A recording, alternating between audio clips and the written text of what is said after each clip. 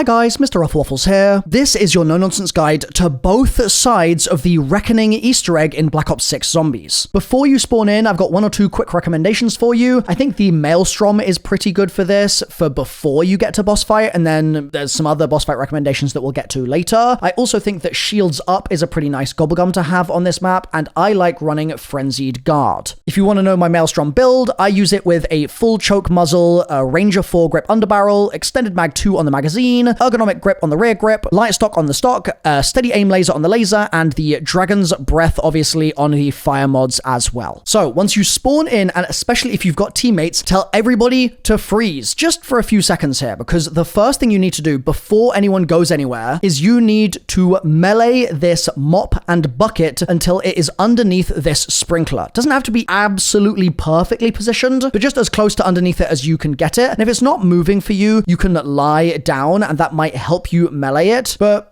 go at different angles until you can melee it underneath the sprinkler, and then you can tell your teammates you're allowed to run around, and you can run through the metal detectors, and that's going to cause the sprinkler system to go off, and that will start filling up the mop and bucket.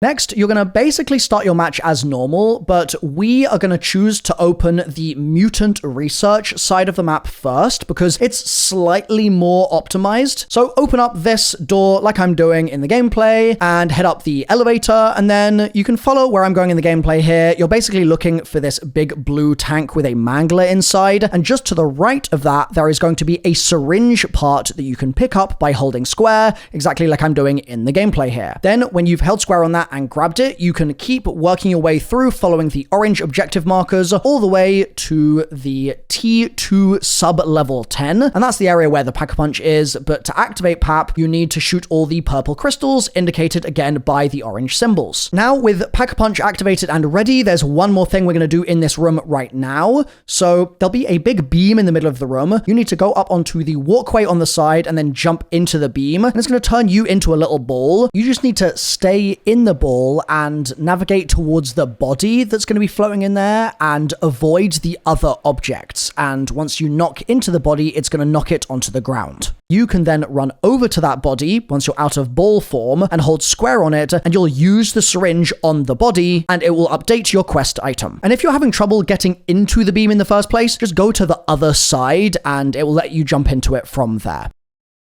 So with all that done in the PAP room, we are now going to turn our focus to restoring Klaus's body. And he's missing 2 arms and 2 legs. So let's start with talking about the arms. These arms can only be grabbed during special rounds, which happen roughly once every 5 to 6 rounds. And it's this map's equivalent of bug rounds. So wait to round 5 or 6, and then you'll see a bunch of Kommando Klauses spawning in. And you need to shoot Kommando Klaus's arms, and one of those arms will fall off, and you'll then be able to pick it up. But I mentioned that we needed 2 Klaus arms, and unfortunately, you cannot grab them both on the same special round. So once you've grabbed one on your first special round, you'll then need to wait another 5 to 6 rounds to your next special round to get a second arm. Now, the good news is that we can be time efficient and use the rounds in between to do other stuff. So once you've finished that special round, you're going to want to go back to the T1 Mutant Research test area and the T1 Mutant Research lab area as well. And you're basically going to be looking for a zombie in a green lab coat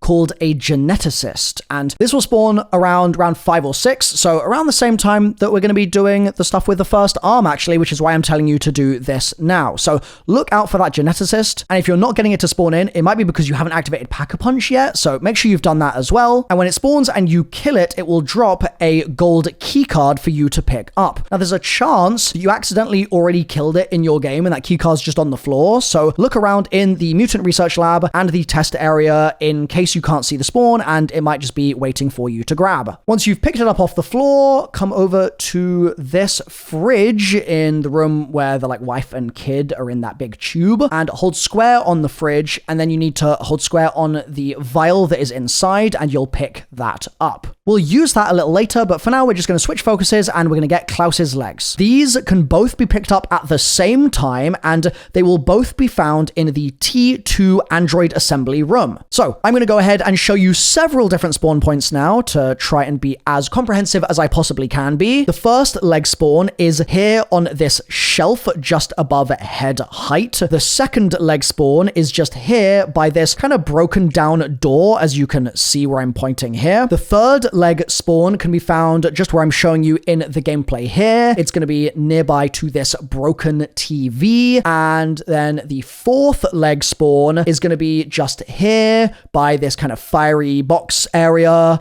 And that's where I'm pointing in the gameplay. So grab your legs from those leg spawns. You should have 2 total. And if you're still missing a leg spawn, I'll list some extra spawns if they are found by the community in the description down below. And that goes for the entire rest of this guide. If you have any issues at any point, check the description.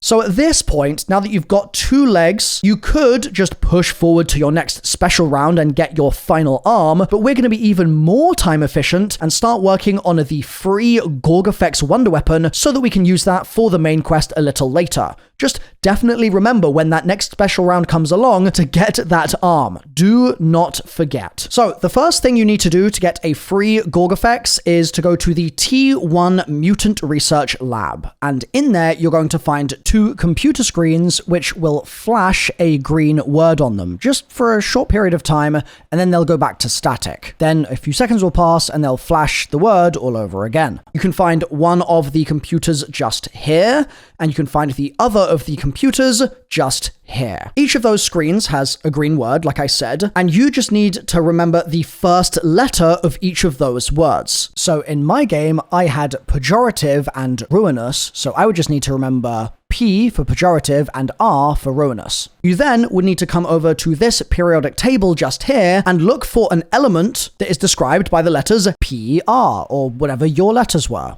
And if you can't find an element that's PR, then you just need to reverse your letters. So it would be RP. Now, before any of you guys start going crazy, going, hold on, Milo, you've missed a step because one of my screens is never flashing any word. Don't worry. That's the example I'm going to give you right now. So there is also a chance one of your screens is off and you'll only have 1 screen and 1 letter, and it might be a word beginning with H, for example. In that scenario, you just need the element described by the letter H. Like, it doesn't have to be a 2-letter combination. So regardless if you've got one of these single letter elements or you've got one of these double letter elements, you need to find the one that matches your word or words in your game, and then you need to look at its atomic number, which is the number just above where the letters are for that particular element. Now with H, that's going to be hydrogen, and its atomic number is just 1. But other elements might have a 2-digit atomic number or a 3-digit atomic number.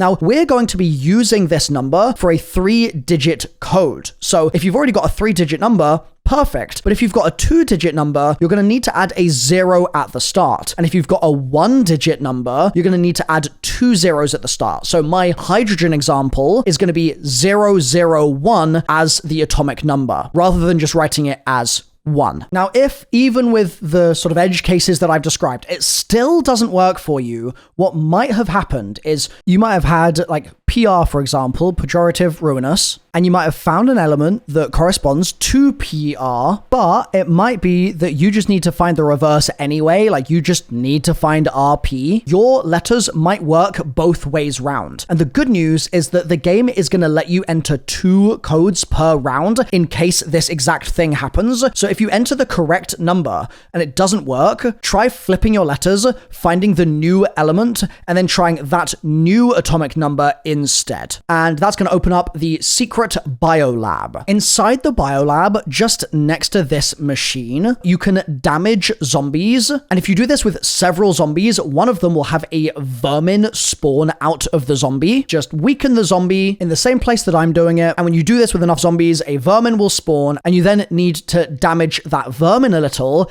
and that will cause it to get sucked into the test tube.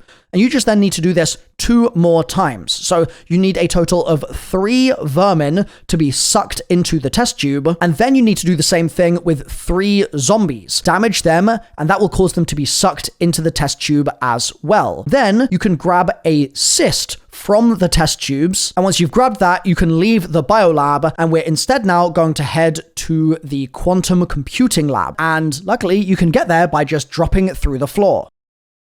When you get there, you'll notice that the cyst that you now have will suck the etheric flora health, and you'll see a little bar on the side of your screen. And this will happen at 3 different flowers in the area. So allow it to suck all of the health out of the flora, and then go to the next flower, which I'm showing you in the gameplay right now.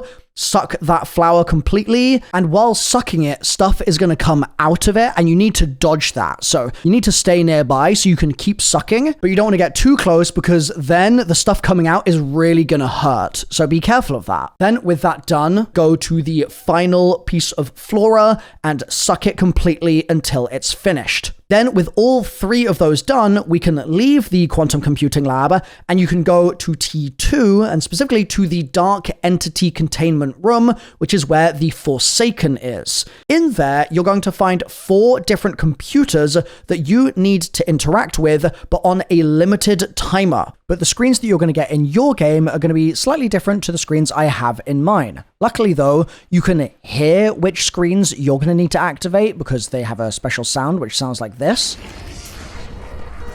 And when you go over to your first one, it's going to say initiate power surge. So you're just going to hold square on that and then run in a circle around the room to whichever other screens are active and ready for you to initiate power surge, and hold square on those as well. Once that's done, electricity will flow into the Forsaken and it will spawn in an Uber Klaus. And you'll have fought these before in the map, no doubt, but what we want to do this time with Uber Klaus is shoot Klaus's shoulders off, the shoulder pads off, and then lead it onto the electrical plate just here, and that will cause the Uber Klaus to get electrocuted, and then the Forsaken will kind of get sucked into Klaus, and that will cause it to transform into a high-value target, an HVT. And so once that's happened, you can kill the new HVT and it will drop a blood fusion that you can then combine with the cyst when you interact with it, and that together will spawn in a free Gorgafex. With that done, you've probably by now also gotten your second arm, and so that's 2 arms and 2 legs. So that's all the Klaus parts that you need. So we're going to now go to his head in the android assembly area and hold square on it to build Klaus. The next thing that we're going to do is progress that step where we grabbed that syringe at the beginning of the game and then we filled it with blood. So to begin with, you need to go back to where you originally got the syringe at the very beginning of the game and hold square just here, and that will kind of put the blood syringe thing into the machine, and it will spawn in a chatty mangler who will sound a little bit like this. I shouldn't be here. Dr. Fowler. And once that mangler starts attacking you, you need to kill it, and on the floor you'll find a green vial that you can pick up, and this is a special version of a mutant injection called a Fowler mutant injection. Now when this happens, you'll also have a disciple spawn. You can just take that disciple down, and you're going to want to bring your Fowler mutant injection to the Forsaken room, also known as the dark ether containment room. And just here on the wall, you'll see that there is a retina scanner. And so you need to activate your Fowler mutant injection and then interact with the eye scanner, and it will scan Fowler's eye instead of your eye, and it will accept and open up a little door for you, and you'll then have completed the step, and you'll have a new teleporter active in there as well. But we don't actually need to use that teleporter just yet. There's just 1 or 2 other things that we're going to do first. So by this time, you should have your 2 Klaus legs, like I mentioned before, that you picked up on the same round. You should have the 2 Klaus arms that you picked up on different special rounds, and you'll have the Gorgafex, and you're probably also approaching round 16, and round 16 or thereabouts is when you're going to get an Uber Klaus to spawn in, and we need to use that Uber Klaus. So what you'll want to do is make sure before round 16, ideally, you've brought all of your Klaus limbs to the Klaus head in the android assembly and held square on him to build him. And then on round 16, when your Uber Klaus spawns in, you need to bring it to this Klaus body, and you'll want it to do its kind of zap or its ranged attack nearby to Klaus, and that's basically going to zap Klaus to life. And as soon as that's happened, you are safe to kill the Uber Klaus, and you can flip over to the next round as well. Now, while this is happening, because Klaus has been zapped to life, he's going to jump up and start fiddling with the computer next to him. But if you flip the round and you go to the next round, he's going to go to a new location. So stick with him, like follow closely by his side so you can see where he goes, and he'll get to a final location and then he'll basically stop there. And you then need to flip the round again, and in that following round, a SAM trial will spawn in just next to where Klaus is. It will give you a challenge to do, which should be something like eliminate zombies inside the marked location. So look on your map for what the marked location is and kill all the zombies in there. And once you've done that successfully, Klaus will leave once again. His third location is going to be through the teleporter that we just opened up a few moments ago. So you can go through that teleporter and you'll see him on the other side, just hacking into one of the computers. And that's your sign that we now need a 4-digit code. And that code can be found by compiling information from 4 different documents you can find around the map. So what I'll do first is I'll show you all of the spawn locations for those documents, because there's more than 4 possible spawns, and then I'll show you how to use the documents once you've found the ones that you've got in your game. So there are 3 spawns in the offices. Head to the director's office, and on the left side of the desk, you can find 1 possible document spawn. Take a screenshot of that or a photo on your phone or something so that we can come back to it later. The next possible spawn is just around the corner here on this little desk next to this lamp. And then a third possible spawn in this area is going to be down these stairs, and you're going to find it on this coffee table just here. Next, spawn location number 4 is in the teleportation lab. That's the final location where Klaus does his hacking, and it's going to be on this computer just here. The 5th possible spawn is in the T1 executive suite, and it's going to be just by this knocked over furniture on top of this circular table. The 6th possible spawn is on a main desk outside of the offices. So that's just up the stairs from the Juggernog machine. You'll find it by this PC. And the 7th possible spawn is near the director's office where this big white table is. You can find it just on the corner of that. Now, as ever, if my parts list is not exhaustive here, then check the video description and just look around the general area for any further spawn points. Regardless, I restarted my game about 50 times to try and get the spawns, so assuming you've got all 4 of them in your game now, you're going to look at each of these files, and there are 2 numbers that we want to pay attention to. The first is the number to the left of the name of the item, and the second will be the date on which that item was archived. Now, I'm not sure if in different regions it's going to display the date differently, because this is an American map, but sometimes they localize these things. But if your date said something like 7/15/1985, that would be in month, day, year format. So it would be the 15th of July, 1985. Anyway, the first thing that you're going to do is you're going to arrange your 4 documents from oldest to newest. So get the one that is the furthest back in time, and that's going to be the first document in your list. And then the next one will be the next most recent, and then the next one after that, the next most recent, and the last one will be whatever the most recent document is. Then when you've ordered them in that order, you simply need to read the number next to the name of each document in that same order. So here's an example on screen. I've got 4 documents. That is going to be my 4-digit code. So with your 4-digit code, head over to this computer terminal in the T2 teleportation lab, and upon successful entry, it will say access granted. Next, head over to T1 quantum computing core. That's the kind of flowery room, and we're going to be looking for a brain. You're going to need to melee this kind of computer box thing here, and if it's not working for you, then try doing it with melee macchiato, and that will open up a screen, and you'll be able to hold square and grab a brain from inside. And as soon as you've grabbed it, you need to move really fast and head back to the T2 teleportation lab that we were just inside a moment ago. The route that I recommend for this is going to be shown on screen right now. Let's just zoom through it real quick, super fast mode.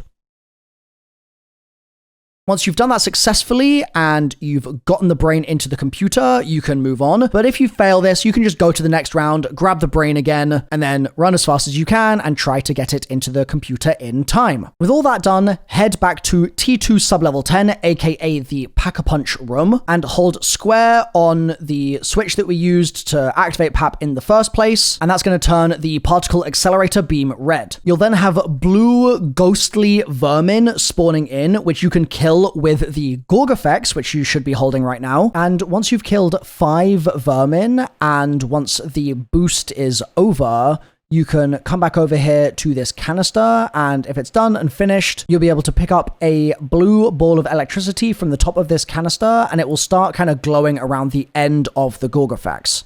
You then need to run all the way back to the room where Klaus is right now, the T2 teleportation lab, and do a charged shot specifically of the Gorg effects with the blue effect on the crystals on this kind of teleporter here. That will destroy all of the crystals. You can then bring your Gorg effects to the T1 quantum computing core room, and in there do another charged shot just in the corner of the window here. You're basically aiming for a spore that is in that window there, and you can actually do this a bit more easily from up top if you're struggling with it, but it can be done from down below as well. And once you get it right, a fungal head will drop out of the window onto the floor for you to pick up. And we're then going to take that fungal head right back to the spawn, where we're going to place it inside the bucket that we moved at the very beginning of our match. Now remember, that bucket needed to be filled with water from the sprinkler system, and we filled it with water by moving it under the sprinkler and then running through the metal detectors, so make sure that's what you did. Once the head's inside the bucket, it's going to clean it, and you can then hold square on it to pick it up, and this is going to do a few things. Number 1, it's going to stop you from sprinting. Number 2, it's going to turn you into a kind of mobile soul box. So what I'd recommend you do is you should start walking from where you are towards the teleporter that we opened up using the retina scanner, and the reason for that is that's where the head's ultimately going to have to go, but you're going to want to get kills as you move, because you need to get, like, I don't know, 30 kills or something to fully finish this soul box off. And once it's finished, you will get a quote from the head, which will sound something like this.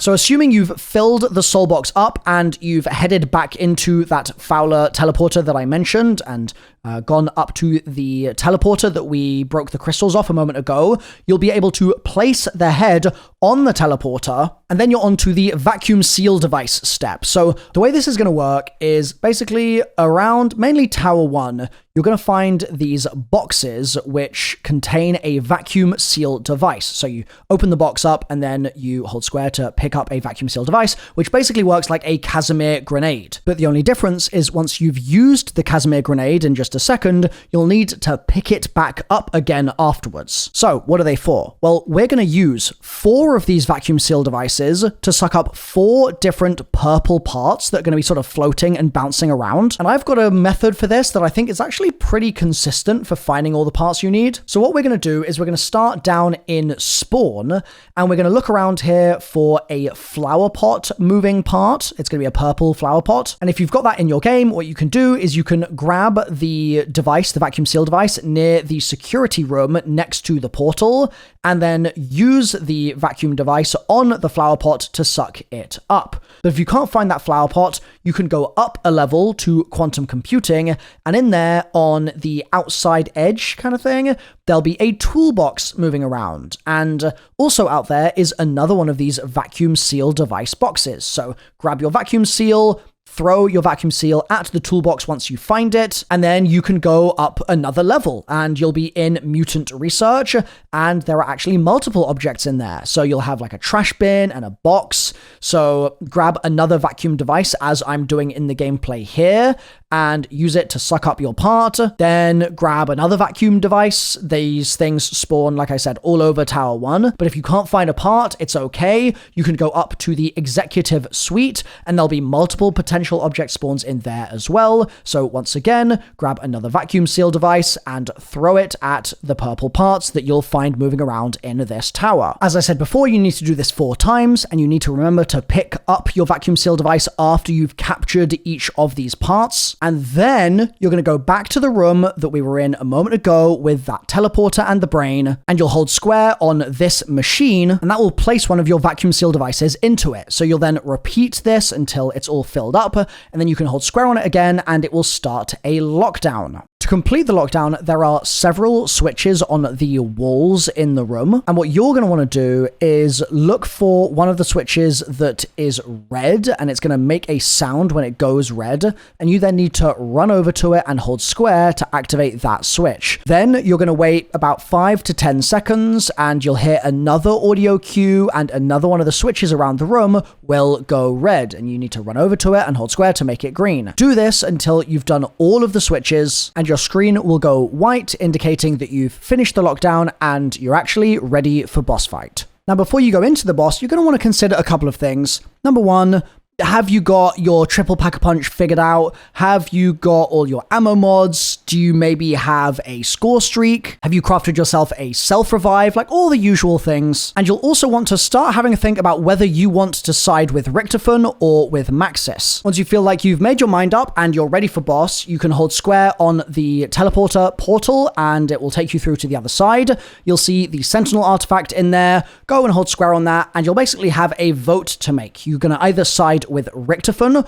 or with Maxis. And if you side with Richtofen, that means you'll be fighting Maxis, and if you side with Maxis, you'll be fighting Richtofen. And you need to be careful here because Richtofen is a harder fight, so if you side with Maxis, you're going to have a more difficult time, where if you side with Richtofen, it's going to be a little bit easier. So make your decision, and then the elevator or the lift will start raising, and you'll get to this area. And you'll need to fill up these glowing purple canisters. So go over to one, hold square, and then get a bunch of kills near it to fill it up. Then when that's done, you can move to the next ether canister, hold square on that, and do the same thing, fill it up, and then the third and final one will be just here. And then once those are all filled, go back to the lift or the elevator, and you'll go up to the Dark Ether Elements Vault 2. And in there, there's a bunch of glowy purple crystals, and you'll need to shoot all of those, and that's going to trigger the lift to start raising once more, and this will take you to the actual boss fight room. Now, we're going to need to talk through both of these boss fights, even though you'll only be doing one of them in your game. So we'll start with the Samantha Maxis boss fight. She's going to do things like spin around and fire out a bunch of purple projectiles at you that you'll need to dodge. And while that's happening, you might be able to damage her, unless obviously you're getting immunes, in which case just hold off for a second. And you'll also notice red balls or red lights that will spawn on her as well. And those will be damage points that you can target too. Now, because she's flying in the air, you probably want to use some weapons that are decent at range. So if you've got things like an SVD or an AMR, the AMR is really fantastic. And it's also nice to have Tribologist here on your PhD, because it's going to mean that you're just a bit more mobile in that space. Now, as you're going through the fight at the 75%, 50%, and 25% marks on her health bar, some different things are going to happen. So she's going to spawn in a SAM trial, and if you complete the SAM trial, I think you get a free perk, and if you fail it, then there'll be some kind of debuff. Similarly, at 50%, I think it spawns zombies, and then you'll get another SAM trial at 25%. It's not the end of the world if you don't complete the SAM trial, but you might as well give it a go. And then obviously, once she's at 0%, she's dead, and you've completed the Easter egg. But I know that many of you guys are gluttons for punishment, and you're going to want to do the hardest Easter egg possible, so you're probably fighting Richtofen. So let's talk about that now. So, this fight is gonna bust your balls. It's gonna be absolutely crazy difficult. It's just built that way. The fight is gonna start with Uber Richtofen, which is gonna work kind of similarly to the Uber Klauses that you've been fighting already in the map, except it's gonna be incredibly tanky, and it can kind of dive into the air and like body slam you. Like, it's just got tons of different ways that it can ruin your day. If you stand around too long, you're just gonna get nuked. if you're not paying attention for just 2 seconds, you're going to get nuked. Like, this guy does some serious damage, and it's really a battle, in my opinion, of patience and of stamina, because you're going to be in here for a while chipping away at the Uber Richtofen, and there are going to be some immune phases as well where it'll go away, kind of like the Shattered Veil boss fight, almost like a little bit like that, and there'll be a bunch of zombies there as well, and so you'll need to take out the zombies, and then Uber Richtofen will be back again, and eventually you'll get Uber Richtofen all the way down. And just like a regular Uber Klaus, you'll then have a second phase of the boss fight where it's just regular Richtofen, except it's not regular Richtofen, it's a Klaus version of Richtofen that can fly around. It's like fighting against Superman or something. This guy is zooming across the sky, but in his hands, just to make your life miserable, he's got a Wunderwaffe. So like I said before, if you just stand around for too long, you're just going to get zapped into oblivion. And so this is why I think that the AMR is a really, really fantastic choice for this boss fight. It's extremely strong and it's great at range. And I also really cannot stress enough, Tribologist is fantastic for this. Like, don't be worrying about your chopper gunners and stuff like that, in my opinion, at least for the Richtofen fight. You're just going to want to focus on your Tribologist for movement and your AMR for chipping him down. Like, the Wonder Weapon even is not going to be that great for him. So go slow. Don't try and rush it in 3 seconds. It's going to take a while, and you'll eventually be able to chip him down, and then he'll be dead. But